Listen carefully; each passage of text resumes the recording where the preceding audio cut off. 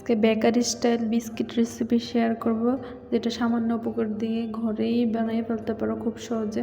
তো আমি এখানে একটা তেল দিয়ে দিচ্ছি এটার মধ্যে পাউডার সুগার, সামান্য একটু লবণ দিয়েছি টেস্টার ব্যালেন্স করার জন্য। আর এলাচের গুঁড়া দিয়ে দিচ্ছি সামান্য একটু, যাতে ফ্লেভারটা একটু ভালো আসে। তো মিক্স করে নেওয়ার পরে দিয়ে দিই, এখানে আমি ওই কাপ দিয়ে মেপে 2 কাপ ময়দা নিয়ে নিয়েছি।